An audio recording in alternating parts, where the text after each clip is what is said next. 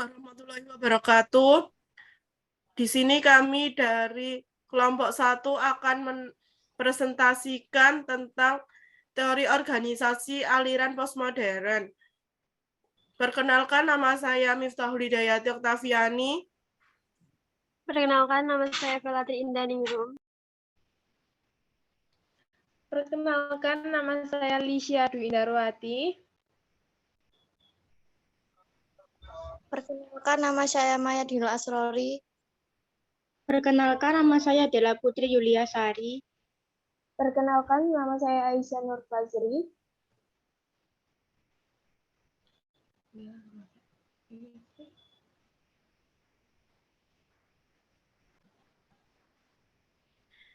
Saya akan menjelaskan tentang pengertian dan sejarah aliran postmodern.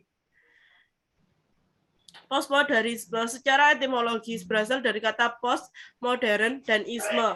Post dapat diartikan sebagai kata setelah. Isme dapat diartikan sebuah paham, jadi postmodernisme dapat diartikan sebuah paham yang berkembang setelah masa modern. Pengertian postmodern. Postmodernisme adalah sebuah paham yang lahir dari kegagalan para filsuf modernisme untuk memajukan sosial manusia. Karena kegagalan tersebut dalam menjalani misinya untuk menjadikan generasi manusia mendatang lebih maju dalam perkembangan pengetahuan dan sosial.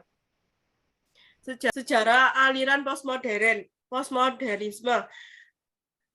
Aliran teori organisasi postmodern merupakan tipe keempat dari klasifikasi paradigma yang ditemukan oleh Stephen P. Robbins. Teori ini berkembang mulai awal abad ke-19. Klasifikasi paradigma yang ditemukan oleh Stephen Robbins ini terdiri 4 kelompok teoretikus. Teoretikus tipe 1 yaitu teori klasik tahun 1900 sampai 1930. Teori tipe kedua yaitu teori neoklasik 1930 sampai 1960. Teori yang ketiga itu teoretikus teori modern 1960 sampai 1975 dan yang terakhir adalah teori postmodern 1975 sampai sekarang. Adapun tokoh-tokoh yang terkenal dalam paradigma ini adalah teori organisasi ini adalah seperti John Ward yang melakukan studi terhadap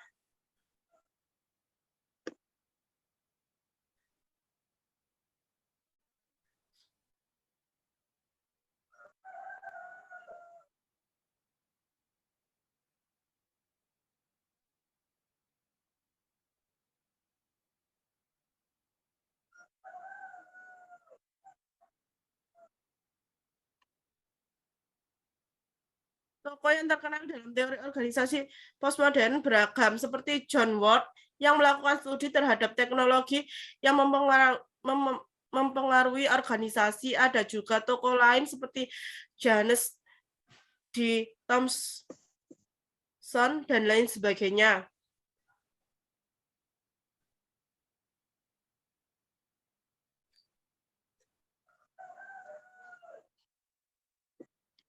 Selanjutnya, karakteristik aliran postmodernisme.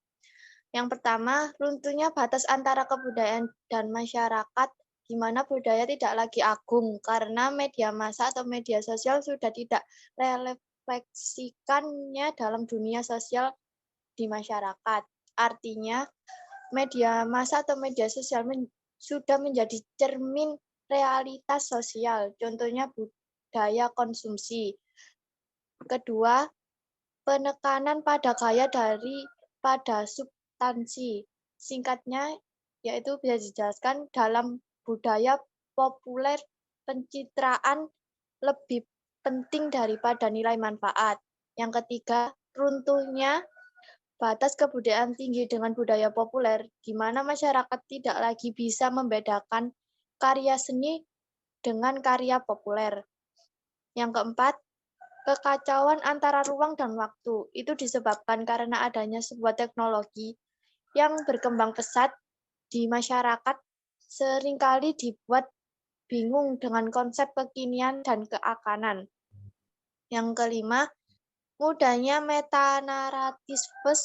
Dalam hal ini budaya populer telah melonggar, dan batas nilai agama, ilmu pengetahuan, dan seni, sehingga masyarakat tidak tahu lagi apa yang menjadi pandangan hidupnya. Yang terakhir, semakin kuatnya hiperrealitas media yang dikuasai oleh dua hal, yaitu kekuatan politik dan kekuatan ekonomi. Hal ini itu akan menyebabkan media sosial atau media massa menjadi mudah untuk direkayasa sesuai dengan keinginan sendiri atau para pemilik modal. Selanjutnya, Ciri-ciri aliran postmodernisme. 1. Uang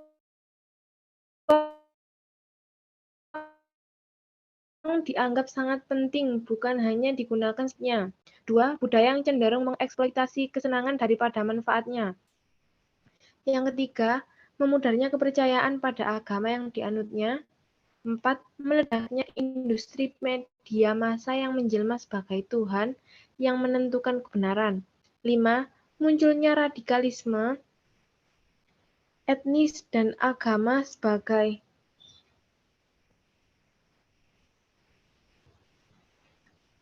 reaksi dari kekuatan media massa.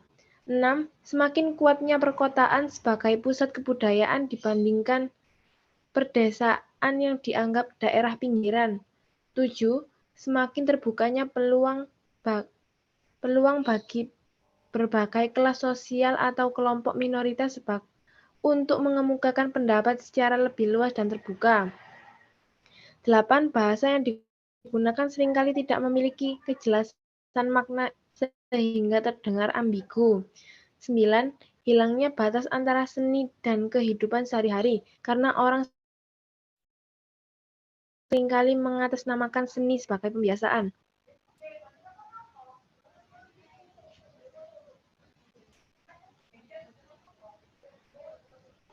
Tokoh-tokoh dari postmodernisme, yaitu yang pertama James Smart dan Herbert Simon dengan konsepnya yaitu batas-batas kognitif terhadap rasionalisme.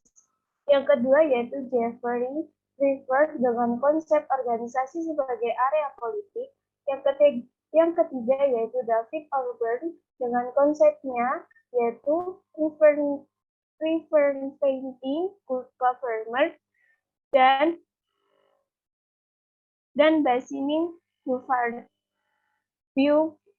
Burevest. Yang keempat yaitu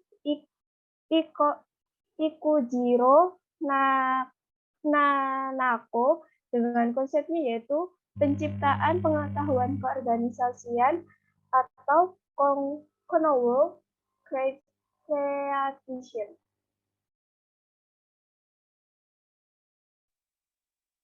Selanjutnya, budaya postmodernisme, budaya kapitalis. 1. Budaya kapitalis muncul sebagai akibat dari meledaknya industri media massa. 2.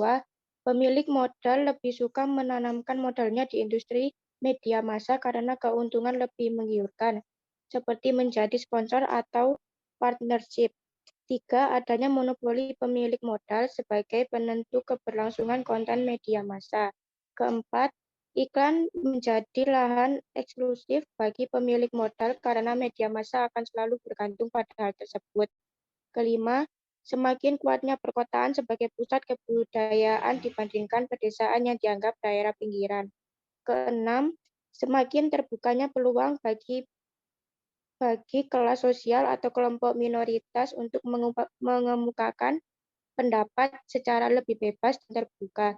7. Bahasa yang digunakan seringkali tidak memiliki kejelasan makna sehingga terdengar ambigu.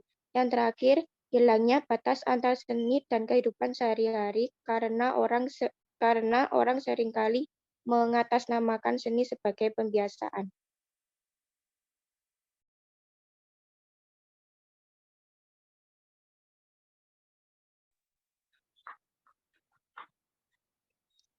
Budaya postmodernisme, budaya konsumsi. 1. Objek-objek konsumsi menjadi bagian internal pada diri seseorang, sehingga sangat berpengaruh dalam pembentukan dan pemahaman konsep diri. Seperti ketika seorang remaja dianggap gaul, maka remaja itu harus berpenampilan mengikuti tren saat itu. Kedua, saat ini objek konsumsi mampu menentukan prestise, status, dan simbol-simbol sosial tertentu bagi pemakainya. Orang cenderung menilai dan mengenali seseorang dari penampilan luarnya, apa yang dikenakannya, aksesorisnya mulai dari tas, sepatu, kacamata, dan lain sebagainya. 3. Barang-barang bermerek merupakan simbol sosial yang menunjukkan kelas dan status seseorang yang tinggi dan cenderung eksklusif. 4. Pada era postmodernisme, banyak sekali kelompok-kelompok sosial yang terbentuk berdasarkan konsumsi terhadap produk tertentu. 5. Tren yang berkembang ini adalah membangun fantisme konsumen melalui inklusi konsumen dalam komunitas tertentu. Keenam, dalam komunitas sense of belonging, anggota terhadap produk tertentu akan meningkat sehingga mereka menjadi fanatik terhadap produk tersebut sebagai wujud loyalitas terhadap komunitasnya.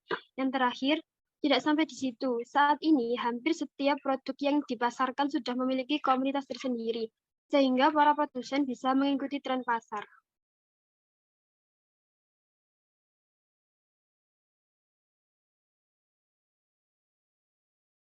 Sekian presentasi dari kelompok kami. Ya Allah, sekian presentasi dari kelompok kami. Sekian. Terima kasih. Wassalamualaikum warahmatullahi wabarakatuh.